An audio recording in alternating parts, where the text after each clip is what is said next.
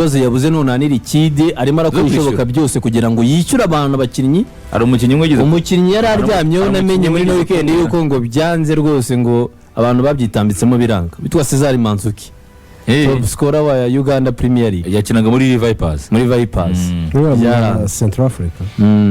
Yaciye bitatu kandi bitatu bihemba ni Bernard Tapie. Shehe rero yiruka. Ngo yabivuyemo. Yabivuyemo kabisa. Ubihema bitatu ni Bernard Tapie. Sidika musirimisho. Mu mugongo wanje arimo barase. Yabaciye bitatu. Yaciye bitatu. Arabuka. Biroretse ni mecho. Arabuka. Ni mecho. bitatu. Ariko nawe na Bernard Tapie aramwira ngo ari ikipe ngo zishaka ngo Emmanuel Okwe. Ngo zimwakire. Ese niba Manzuki imbwa bitatu byanze. Ruteza ikipe ya Central Africa umukongomani.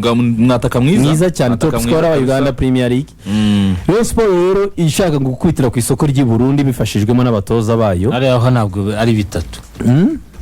Bafite rutayizamu w'ikipe yitwa Bumamuru witwa Patrick niba ari Kainel Watt sinizina ryafite top scorer ngo transfer yo muri Takira cyarimo ibibazo ku buryo Murera ishaka gukura ayo mafaranga ishaka guha Manzuki igateshyira ku muvandimwe ikajyana muri Bumamuru ikazana rutayizamu umurundi.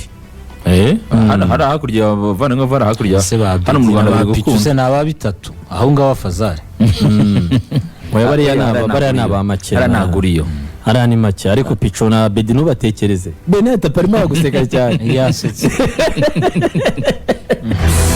Yari ikipe ya Rayon Sport ubwo ni isoko ry'igura n'igurishwa ry'abakenga amakipe arimo nagerageza kugenda yiyubaka. Rayon Sport binateganyijwe ko kuri uyu wa kabiri nibwo ishobora gutangaza ko ifite abatoza bashyashya nimara gusoza uyu mukino wa gatatu. Umwanya wa gatatu. Nimara gusoza umukino w'umwanya wa gatatu nibwo ishobora gutangaza abatoza bashya. Ujye byongeraho. Kwa gatatu. Patrick Kaniyanga niko yitwa uyu mu rutayizamu intamba mu rugamba.